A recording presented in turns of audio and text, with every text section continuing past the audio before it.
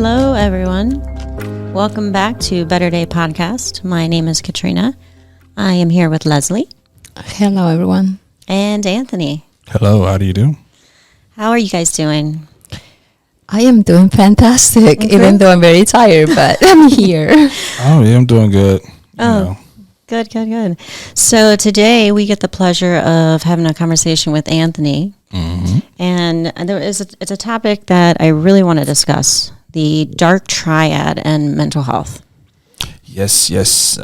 And you might ask, like, what is the Dark Triad? It's just something I think is really fitting for what's going on in today's day and age. Mm-hmm. It's important, and especially when talking about mental health, to talk about the dark side of certain personality traits and whatnot. But to break down what we mean by when we say Dark Triad, we're talking about three different characteristics: narcissism, Machiavellianism, and I have a hard time pronouncing it this way, but basically psychopathy.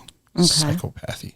So I know what narcissism is. Mm-hmm. You know, it's like that inflated ego, that constant need for attention and admiration. Mm-hmm. But what is how do you pronounce it? Machiavellianism. That one. So Machiavellianism is about manipulation. It's just to put it simple, and honestly, I'm not an expert on the topic. I'm just, do a little research here and there, and, I definitely advise that you go do your own research and learn about these things to be able to detect them when you come across them. But basically, it's to manipulate people and deceive people, and it's a character trait where you basically have the mentality that the ends justify the means, whatever it takes to get ahead at all cost. Mm-hmm. And it could be, hurting people, manipulating people. It could be anything. But and it's funny when you say the ends justify the means. What comes to mind is like certain people. Wartime and government, like the ends justify the means, or what in movies and or stuff what like is just happening right now with like high profile entertainers in the music, right? Right. So and that's and it's funny you touched on that. That's important. That's part of the reason I actually wanted to talk about that as well too, is to how to identify it and how to get away and things from and away from that. So just so you can arm yourself with the knowledge to know what you're looking at and how to avoid it. And how these particular people who have these character traits prey on you, right? But of course, everyone knows. Well, if just in case you don't know what psychopath is, it's a trait that's marked by a lack of empathy and remorse, alongside impulsive and reckless behavior. Mm-hmm. So I guess we know that can definitely define he who shall not be named. And there's some. I know I can speak for myself. I've had encounters. Mm-hmm. Yeah, so we're definitely gonna get down into that. But and once again, when we're talking about these type of behaviors, it comes down to three things, right? Genetics, environmental, and how you perceive yourself. Right. Especially with narcissism and psychopathy. Sometimes, I'm not saying in all cases, people are not born like that. It depends on their trauma, generational trauma, ACEs trauma, adverse childhood experiences. Right. Mm-hmm. So basically, what I take from that is basically somebody who was a victim who grew up to become a predator, basically. Narcissists, yeah, they can be, especially when there's a lot of abandonment syndrome. Right. Mm-hmm. There's a lot of correlation with narcissism personalities with abandonment syndrome. But once again, it's based on our experience. Our opinions here are based on experiences and, our own research. Right. I'm definitely not an expert in the subject matter, but, I kind of have experience with it. Right. And sometimes, that's the good thing to have. But I definitely think in the future it would be good to have an expert on the subject matter. Speaking of that, victims, you were talking about this earlier, Leslie. Victims have two ways of growing up and going about their life. A victim's either going to... it's research, and there's actually a lot of cases that proves that they even go two ways. They become victimizers, or they become advocates to prevent. Right. Advocates for the victims. We're advocates here.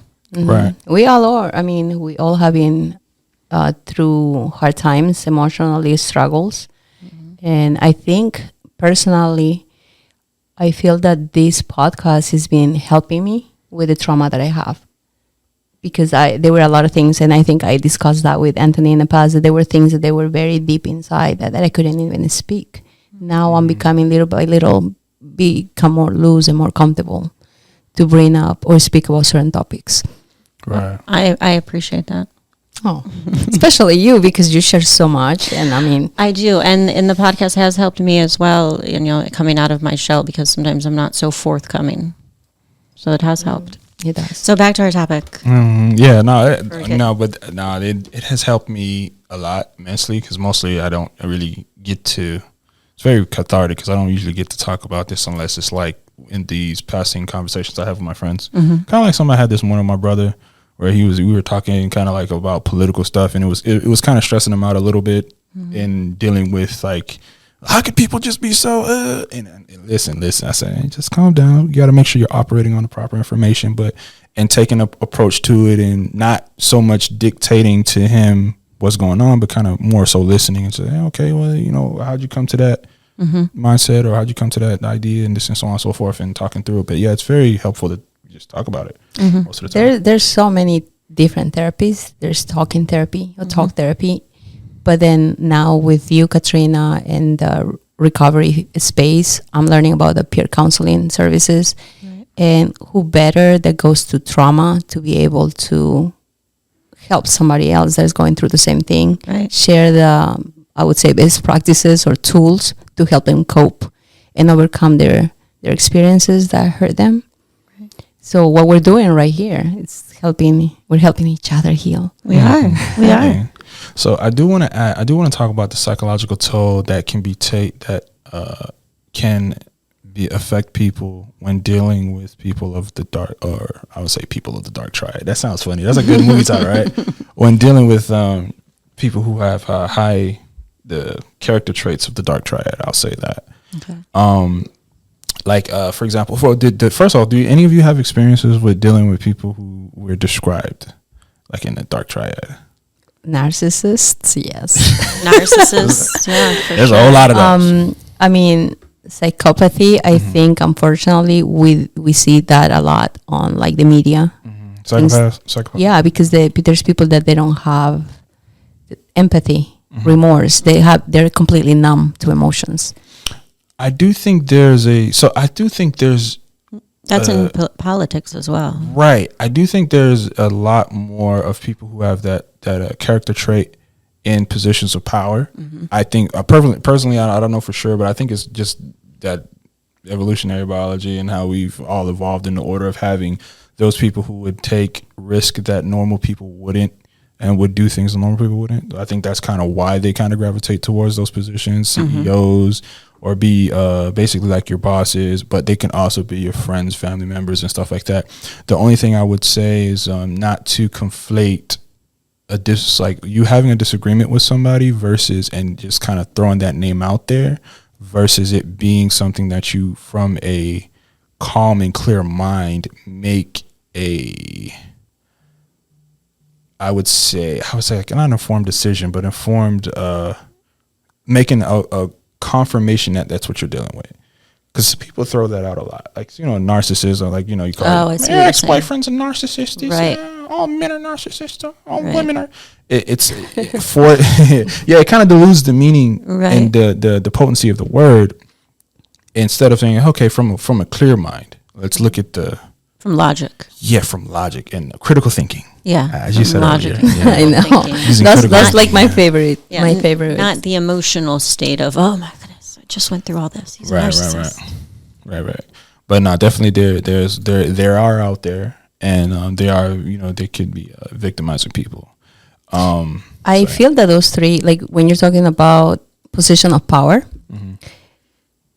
we've seen, with the dictators and other people that lack empathy, those three personalities have correlations. It could be, one person that exhibit a narcissistic personality, Machiavellic, because now that you said, they will do whatever it takes to get the position that they want, that they desire. And once they are in that position that desire, they potentially can become sociopath. Right. So it's I mean, we see that happening a lot.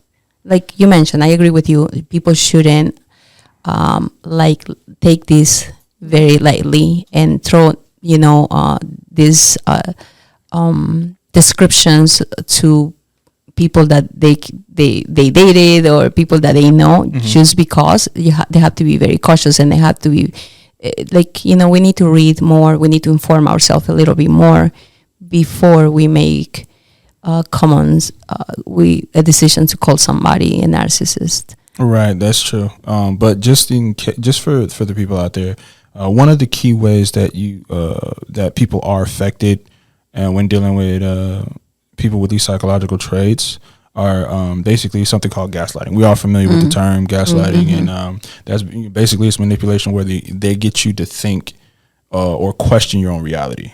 Now, it is okay, I would say, to question your own reality, because there's been times like, I'll give you a prime example. I'll step out and put my hand out there.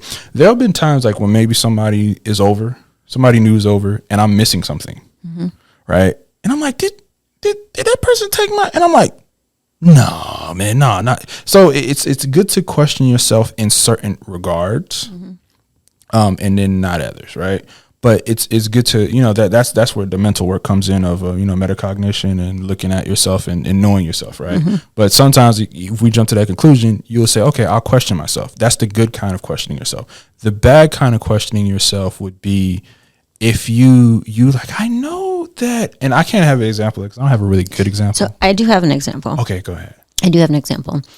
I used to know this person, and we both walked in my home at the same time. Okay. I put my purse down. Next to my purse, I put my keys and a $20 bill. I went to the bathroom. What? 3 to 5 minutes? Came back out. My purse and my keys were there, but the $20 was gone. Right. 45 minutes later of searching the apartment and him telling me that he did not have it, I literally searched his body and it was in his pocket. Gaslighting. There you go. Yeah, I could definitely like, I'm thinking of something that happened in high school. It made me feel crazy. Yeah. And that's the other part is when you are, it's like you got to ask yourself if you're crazy. That's the craziest thing to question yourself. Like, am I crazy? Right. I was like, wait, did I do that? I retraced my steps and everything. No, it was in your pocket, bud, the whole time. Right. And over time, like if dealing with that, it can erode your self-esteem and also create anxiety and lead to depression. Yeah. Your mental health. Yeah. So that erodes your mental health over time. But of course, it's not only just romantic relationships. It could also be, work in the workplace. It could be your friends, it could be family. So yeah. But it's always good to evaluate the environment. The only thing is, and I know Leslie talked about ACEs before. If you grew up in an environment or where you dealt with ACEs on the regular, you could end up thinking that's normal, and not being able to to discern like a healthy environment from a toxic environment. Right. So it's important to do that. But one of the things that can help you identify that, from my notes I have here, but do your research. Most definitely do your research. If you're experiencing chronic stress or burnout, I already talked about burnout before. Yeah, we did. Yeah. Maybe we're gonna talk about that again. Yeah, that was good. Why not? It's important. Yeah. Like this week, I was like, I feeling drained emotionally because I get so busy, and then as managing and helping manage the nonprofit, my own business and other things, there's so many elements that come to place, and sometimes they're completely out of my hands.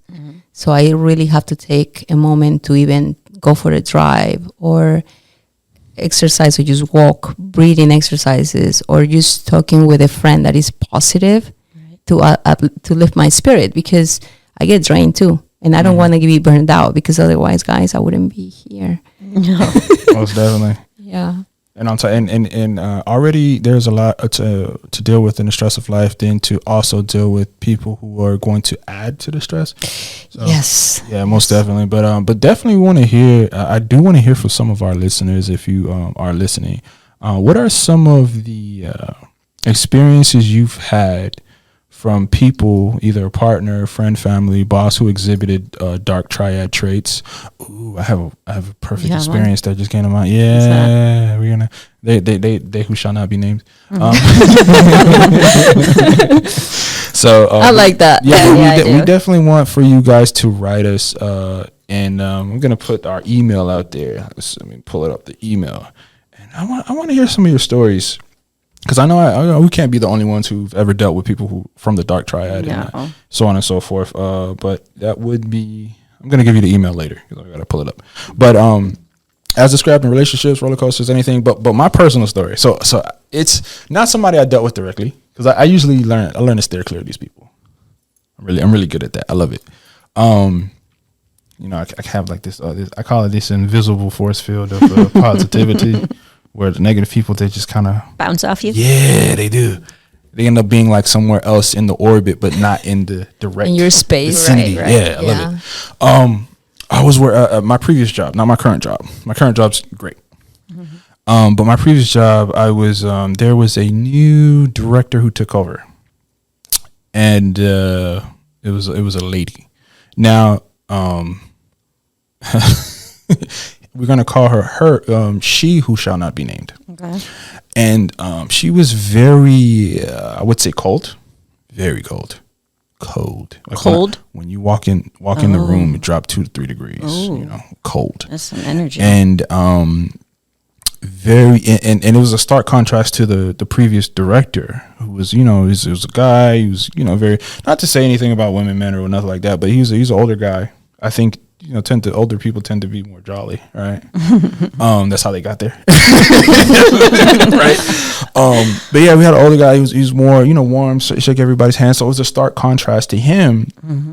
And with her, it would just be like, I remember one time in a meeting, maybe this is not a good example, but we were in a meeting one time, and she's on the phone, and she's just yelling, there are a bunch of Boston, and we're in a meeting. Wow. In the room. And it was just a matter of just like all out shock, like, yo, we could use that. We could just say that like that. A bunch of Boston. And it is just it was just like a reign of terror. Mm-hmm. There was there were people who were let go in ways that were not borderline unethical, you would say, at least. Okay. I don't know the exact details, for refusing to change like locations, like being moved. It's crazy stuff. Okay. But it was to me is an example of that. But I don't know too much details because, again, like I said, I kind of keep people out of my orbit, and I was lucky to not have to be subject to that at all. But yeah. So some of the coping strategies that we have. Well, after hearing that, I can see the emotional and mental damage these 3 personalities can have on us for long term. Mm-hmm. That's rough. Right. Most definitely. So do you have any like strategies that were like good for either dealing with or avoiding these kind of people? Dealing with? Yeah. Well, if you have to, I would say. And avoiding. Yeah, because me, I just avoid. Well, first and foremost, we have to know what these type of people are. Right. So we have to educate ourselves, because there's a lot of people that do not know what that is. Or going back to what Leslie was saying with the ACEs, that's how they grew up. Just for myself personally, I'm 40 years old now. I didn't know that I was dealing with a narcissist for 10 years until I was in my 30s. Well, I have an idea. So in the workplace, I think a good way is to set boundaries. Mm-hmm. No, well, and also this stems from having understanding your sense of self-worth and realizing that, hey, you cannot operate out of fear. Because this is something that emboldens them, because they would use that and leverage that to kind of leverage control over you. Right. Right. Because a lot of people, you have the fear of losing your job, which, it's a legitimate concern, I should say. Mm-hmm. But it shouldn't be a fear, because if you know your worth, you can go somewhere else and get a job. Mm-hmm. But it's not worth the stress and taking your years, time off your life. Mm-hmm. to deal with, or not being in the proper headspace to deal with your family, so they don't get because you want them to have the best of you. You're going to bring that anxiety and fear and home, and you're going to affect your family's mental health. Nowadays, there are a lot of organizations and companies that are very good at supporting mental health for their employees, and there's also a chain of command, that you can actually go to a supervisor. You can actually ask management for an open door policy that you want to speak up about what's going on. And you can always, anybody that's going through this at work, they can ask their bosses for an open door policy where they can express their feelings and how they're being treated by these people that perhaps are mistreating them, and request it to be confidential. So there are always ways to report these incidents, because the worst thing that they can do is keep quiet and keep on taking the views. Leslie, do you know what those organizations are that they could speak up to outside of work? Well, every organization, like I was part of management on several industries, because from casino, hotel, hospitality, even biotech. Every company has SOPs. Every company has human resources department. So therefore, they have to go to a human resources department, because this can potentially become bullying and harassment. And it's just a negative work environment. It's hostile work environment. Right. So those are the terms that they can utilize when they seek for help, and find out who is the person in charge of human resources that can support them. And they can always call us here too. They're welcome to come here and express, their struggles and challenges. Our email is info@forabеттerdayfoundation.org. Or go to the website. Right now we're in the process to revamp our website. So we're going to be able, in the near future, to have a space where people can share their experiences and comments and anything that we can do to support them. Yeah, either privately or anonymously or publicly, if they choose. I'm assuming. Also, the email will be available the whole time. The email is always available. So if you go to the website and it's currently under construction, we definitely will be improving things for you. But if you can always email us. But one thing I did wanted to note. In talking about setting boundaries is very important, but also understanding that narcissists and Machiavellians will push boundaries. This is and this kind of correlates to work, because one thing I would see a lot of happening, and it's separating two things, right? Because sometimes if you have to take work home, your job calls it, that's fine, if that's your decision to do so. But when you're forced to take work home. And that comes in a time, because the same person I was telling you about, calling people on Saturday or Sunday like she owns them. Right. She would do that. Ooh. And actually, now that I think about it, that's how one person got fired. It's like, it's Sunday, and you're calling. Right there, there's no boundaries. Yeah, it's Sunday. What do you mean? You either do it or you're fired. That's what happened. I'm not at work to get fired. So it's very it's very important. Another thing that can be helpful for both parties. This is for the Dark Triad members and the people who are having to deal with them, is cognitive behavioral therapy, which I believe we offer as well, right?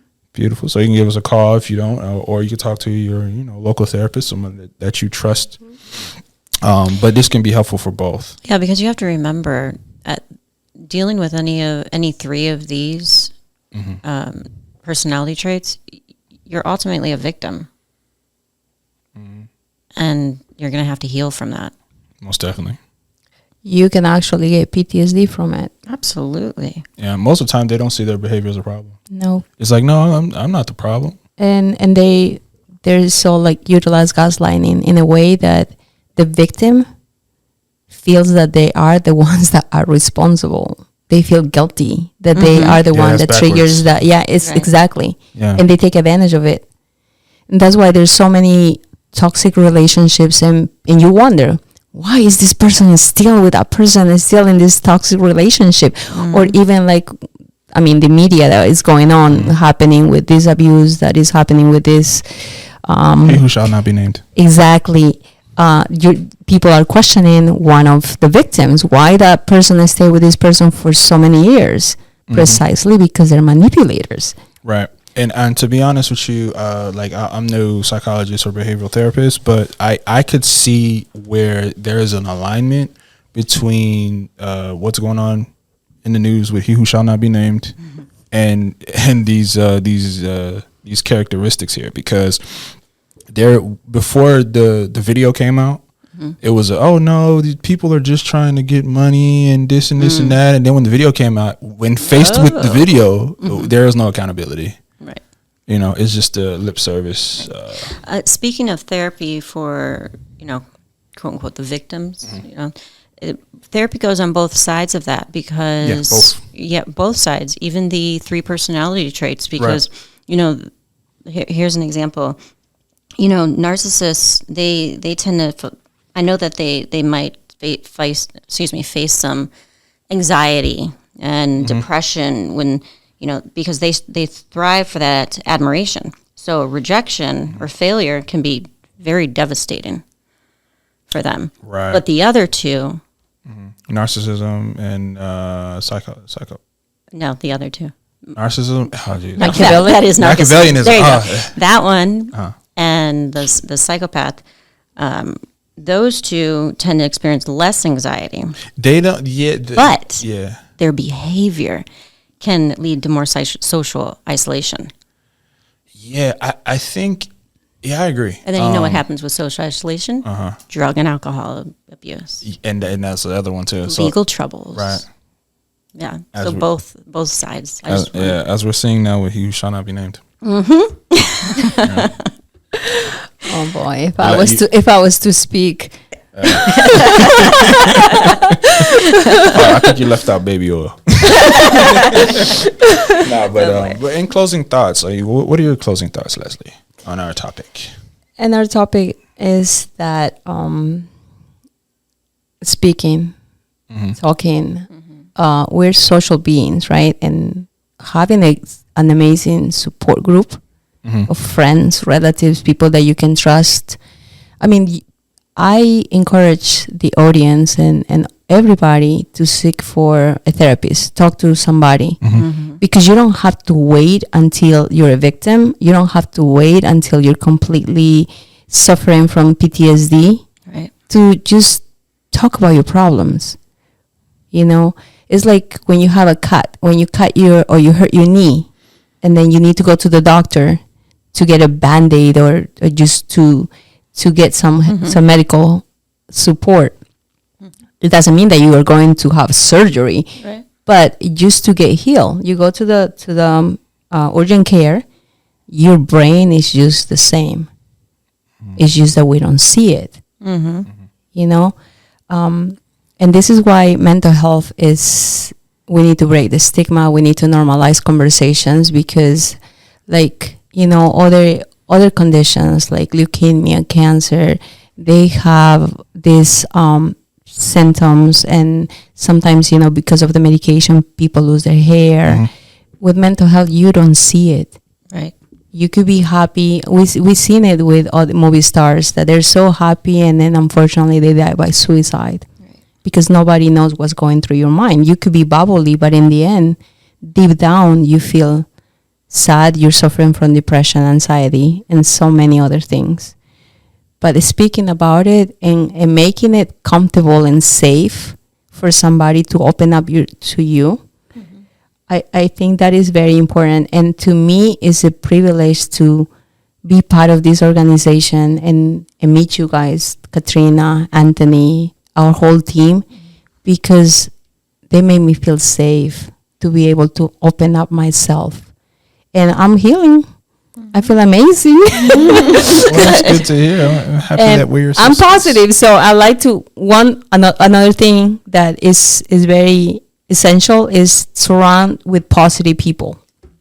I don't like drama. Right. I don't like gossip. And I just want to, be positive, bubbly, and I love music. I like to dance sometimes, and I see those videos going on, and I see people dancing on their own. I dance in my kitchen. My dog looks at me like probably, oh my God, there she goes again. That makes me happy. So do what makes you happy. I'm sure he's trying to dance with you, Mom.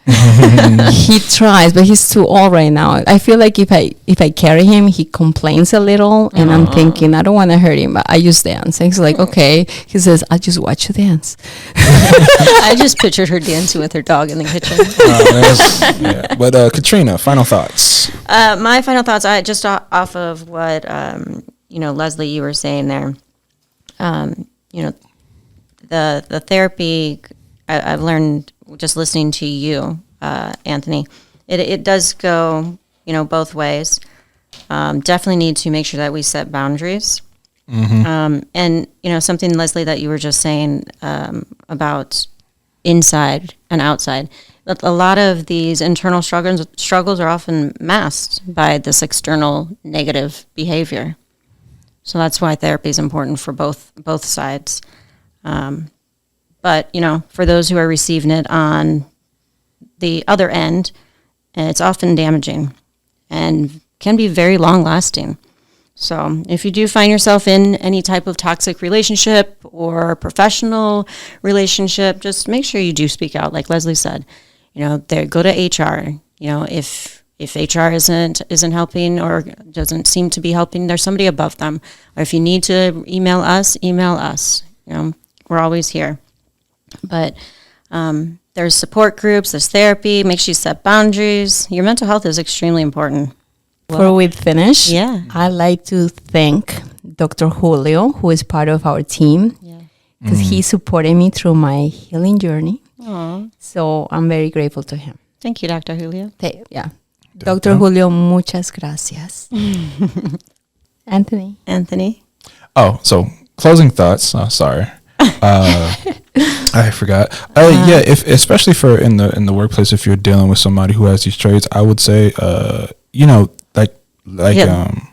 like Katrina said, give us a call. We can talk you to it or talk to your therapist. But ultimately, man, there's LinkedIn, there's Glassdoor, there's Indeed. Fire your boss. It's true. Fire your boss. Go where you're appreciated, not where you're tolerated. Yeah, know your self-worth. Right. And embrace change and realizing, like, if things are not going to get better, if you've went through talking to people, you went to HR and all that stuff, and you don't see that things are going to get better, fire your boss. Retaliation is prohibited. Yes. There you go. Don't bring that mental health concerns home with you. All right. Beautiful. Okay. Thank you both. Everyone, take care of yourself, and we will see you next week. Thank you. Bye-bye. Bye. Bye.